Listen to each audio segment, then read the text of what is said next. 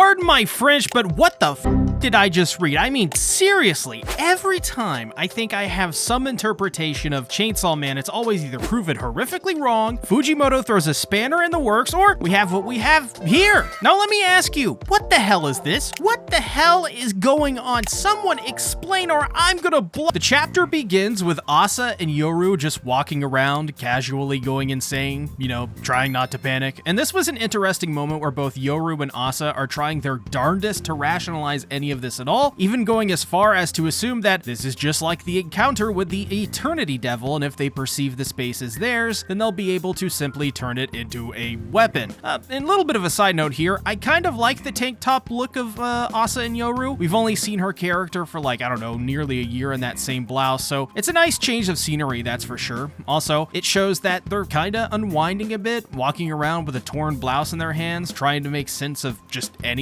It's also clever because this is beginning to show the cracks in the confidence of Yuru and Asa. And Yuru in particular, who is so freaking cocky about literally everything she does and is incredibly self-centered. And if you think about it, this entire world is like kind of almost the antithesis to the instincts of Yuru. I mean, she's war, right? She wants to create chaos, while this world seems to be the ultimate tranquility. Yuru even tries to kill herself with her own powers, even tries to use a twig sword, but none of it works because her powers are useless. And if you think about it this way, you know, Yuru has spent her entire existence being the epitome of war, of primal instinct and power, but now, really, she's powerless. She's nothing more than an Asa cosplayer. Pretty good one at that. So, leaning against a tree at her wit's end, she must admit in this moment that her strength is no match for aging devils. This is pretty shocking. We don't really ever see Yuru admit something like this, but I think this will all play out in a way that forces Yuru to confront herself in the end. Hopefully, Fujimoto really does have the chance to do something pretty crazy here and actually take one of his horrible women and maybe explore possibly redeeming her or even making her have some sort of revelation that moves the character in a different direction, but who knows, we'll see. Frustrated though, she punches a tree. Turns out that's not a tree, but a human who turned into a tree. Yeah, so like something out of Junji Ito's stories, this grotesque tree was originally a human, but after living for 1,000 years, they turned into a tree. And the kicker here is that once the tree rots away into soil, then they will be able to return to their body in the real world. And in a way, this feels like a punishment, if anything. So what? You return to your body in at least 1,000 years and you're insane, I guess? I mean, it's an interesting mechanic, that's for sure, but yeah, don't sign a contract with the aging devil, guys. But Asa, seeing the tree guy, panics and runs through the forest and eventually trips over poor Din Din. And I guess you could say she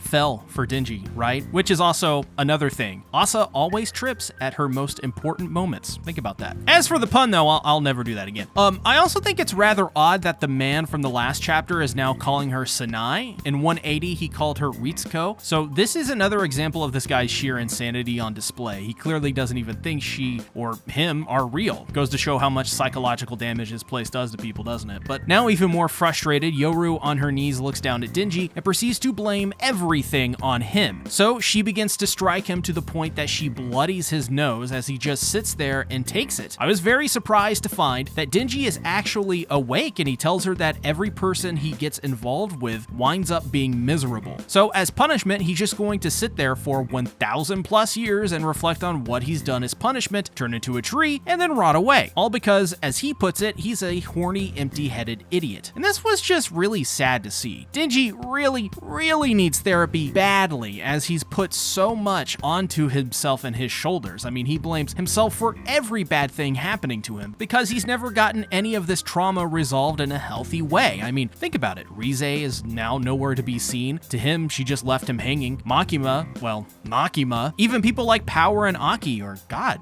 even Himino. It's just so much to put onto himself. He really feels like a dog that has been pushed to a corner out of fear, but not because he's afraid of someone. No, he's afraid of himself, that he is some rabid dog. But in reality, Denji is about as harmless as a fly, as we all know. And honestly, I was kind of impressed though. His agony is conveyed really well here. And if you experienced depression or anxiety before, I know I have, I've struggled with it all of my life, but these feelings are very well illustrated and written by Fujimoto. Fujimoto here. This is how it feels to be depressed. All you want to do is lie down in bed all day and just have thoughts race through your head. How everything you've ever done in life is an indictment of your horrible character and that nobody will ever love you, whether that's a close relationship or literally just a friend. It's not easy to go through, and it wears you down into dust over time. It really, honestly, it breaks you down to nothing. That's what Denji is going through. He's had nobody to help him work through his trauma besides Nayuta, and from his perspective, well, she was beheaded because of him, which is true. It's 100% true. But where Denji falls short and why depression is really toxic to the human mind and body is that he does not allow anyone to take accountability for their actions. He just doesn't have a clear enough head to understand he's the victim. And funnily enough, I think we can analyze some of Yoru's words as some sort of evidence for maybe a theory or something that Yuru realizes this in some kind of way. So when Yuru is striking Denji, she says the following: "This is your fault, Chainsaw. Wake up, damn you. I'm stuck here because you always get tangled up with weird devils." Now to me, and it very well could be just me seeing some pareidolia, but that last part where she is frustrated over how he always gets involved with weird devils, I mean, that to me could possibly suggests that Yuru sees all of the mistakes Chainsaw Man is making and is frustrated because she knows he's making a mistake. Now, why is that important? And also, why would Yuru be frustrated? Well, that's the part that doesn't quite fit in the picture of the Yuru we know and possibly love. I really do hope my words don't fail me here, so I struggle with communication, so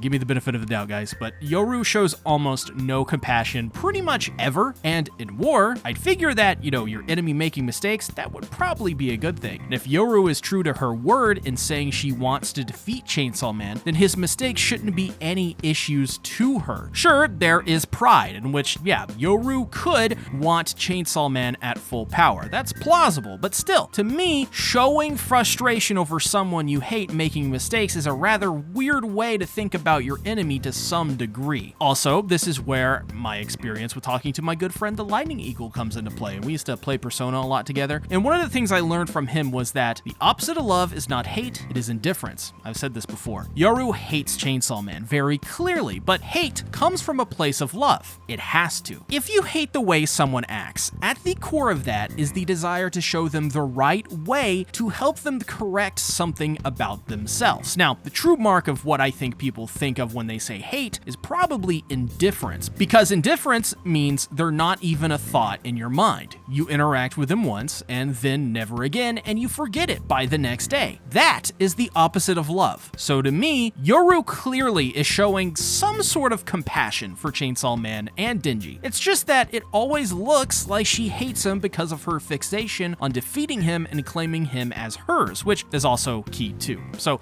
literally, she wants him. There is a saying though, all's fair in love and war, right? So I guess my point is that Yuru absolutely loves Denji, which is not at all what I expected at the very least. Sure, she calls him Chainsaw Man, and I'd say it was very plausible that Yuru would, like Pochita. Sure, whatever. I can see that. But really, guys, I think she's always kind of loved Denji for some reason. And I think we could speculate that it's because Asa and Yuru are becoming one with each other more and more. We saw before that Asa was taking on a lot of personality traits, like her gaining more confidence. Like, Asa broke into a prison, guys. That happened. That's a sentence that exists now. And just like the prison break, Yuru is now probably experiencing Asa's emotions, in particular, passion and love. And that's a really big deal because Yuru is a devil. They don't have feelings. But through Asa, she is becoming, in a sense, human. And a part of being human is compassion, hate, love, frustration, emotions, man. To me, the big tell here is that Yuru, instead of laughing at Denji's clear agony, does not laugh. She did a couple chapters ago, but not when it comes to Denji. Instead, in the middle of Denji melting into a puddle, frustrated, calls out to him to stop crying or she will hit him. This is so crazy because she begins, I think, almost to cry with him, and you can see the agony that Denji feels is actually shared upon her scarred face. So she goes to strike him once more, at least we think, as that is all she knows how to do. She doesn't know how to communicate or convey her emotions unless it's through violence. But everything to her, really, if you think about it, is solved through war. Everything. Except not this time, because in one of the craziest moments yet, Yuru, I can't even believe I'm about to say this, Yuru actually kisses Denji. Guys, what in the heck? This was not at all on my bingo card. Yuru kissing Denji is like the worst timeline? Or is it the best? Honestly, I can't tell. I'm so confused. I'm a little scared. But I think this has been a long time coming since they shared those previous kisses. And you know the ironic part about all of this? Denji, sure, he's horny. Duh. But I think Yuru is quite possibly the most pent-up, horniest, absent-minded idiot in the forest easily. Denji has no competition, nor does Asa. There is no way Denji could match how down Yuru is. Seriously. She's kissed him like, what, 3 times now? Sexually assaulted him in an alley? I'm pretty sure I'm forgetting something else too, probably. Point being, I think Yuru doesn't really understand herself that well sometimes. She's much like Asa in that sense, which is quite fascinating in a way. Both of these girls are just kind of a total mess. And well, to be fair, isn't everyone in Chainsaw Man kind of a mess? But man, this this was crazy. My head is still reeling, though at least we know how Denji feels. Or does it? Because look at that face, man. To him, this is nothing. He's had so many horrible things happen to him that I'm pretty sure he's disassociating during this kiss. And I think some people, they're now saying they're gonna have sex, but I'm not too sure about that. We do have to remember that Asa is in that body too, and I'm pretty sure she doesn't want Yuru to have sex with Denji using her body. I don't know. Maybe they're syncing up. Maybe they both want it. I don't know. And while I don't think Denji is quite interested in this, this is Fujimoto. I could also see in the next chapter Denji saying something like, all right, I called myself an absent-minded, horny, dumb idiot, but yeah, I'm still gonna have sex with you, Yuru. We'll just have to see.